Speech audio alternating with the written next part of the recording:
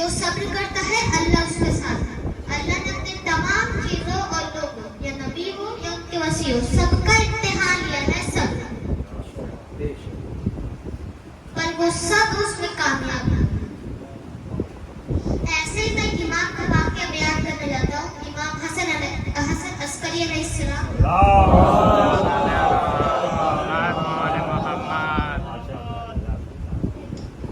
इमाम हसन अस्करी अलैहिस्सलाम ने सिर्फ 6 साल की उम्र की थी।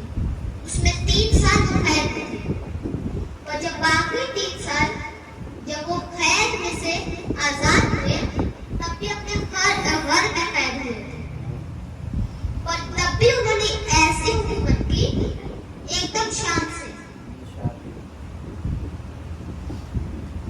लोग उन्हें ना खत लिखते थे, और जो तेल बेचना थे या फिर घी बेचना थे, उनसे ही एक वो खत दे देते थे और मौला के पास भेज देते थे। तो एक शख्स था, वो मानता नहीं था मौला को। वो कहता था कि कौन है मौला। तब मौला के चाहने वाले बोल रहे थे, अभी जाओ तुम उन्हें खत भेज के देखो।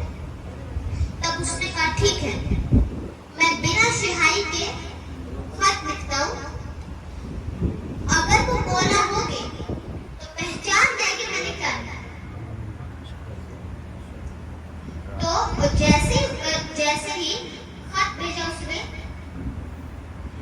तब मौला ने देखा कि बिना सिहाई का लिखा है वो। तब मौला को तो पता था उसने क्या लिखा है। तब जब वो खत वापस आया, सबसे पहले उसका ही खत उसे पढ़ा। तब उसने जो पूछा था उसका जवाब भी था, उसके पापा का नाम, उसका नाम, उसके दादा का नाम, पूरे 7 पुश्तों का उसका नाम। उसके नीचे लिखा भी था, तुम ये मानते हो कि हक हक है और बातिल बातिल है। हक हक है और बातिल बातिल है। और नीचे एक और चीज भी लिखी थी, हम आदम से लेके ता कयामत तक रहेंगे, और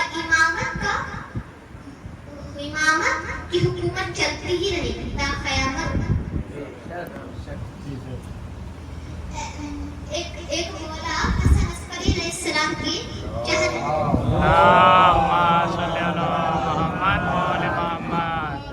चाहने वाली थी। उसका एक जवान बेटा था, उसकी मौत हो गई थी। तो वो लोग उसे ताने मारने लगे कि तुम बड़ा मौला को चाहती हो, अब जाओ मौला को खत भेजो कि दुआ करे कि तुम्हारा बेटा जिंदा हो जाए। तब उसने ऐसे ही किया, पर मौला ने दुआ खत्म भी नहीं की, जैसे ही हाथ उठाया वैसे ही उसका बेटा जिंदा हो गया। मैं एक और इमाम के बारे में जिक्र करना चाहता हूँ, इमाम अली रज़ा अलैहिस्सलाम के बारे में।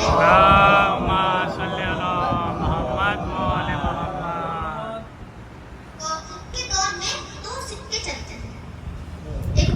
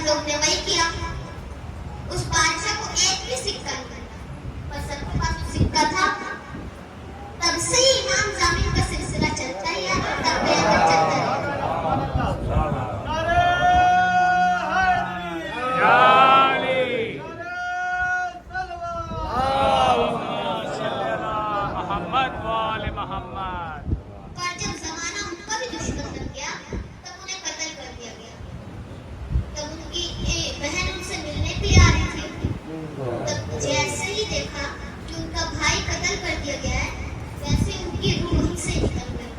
पर करबला में एक बहन थी जिसने इतना सहाय, उसकी रिदा छीन ली गई है। मुझे शाम तक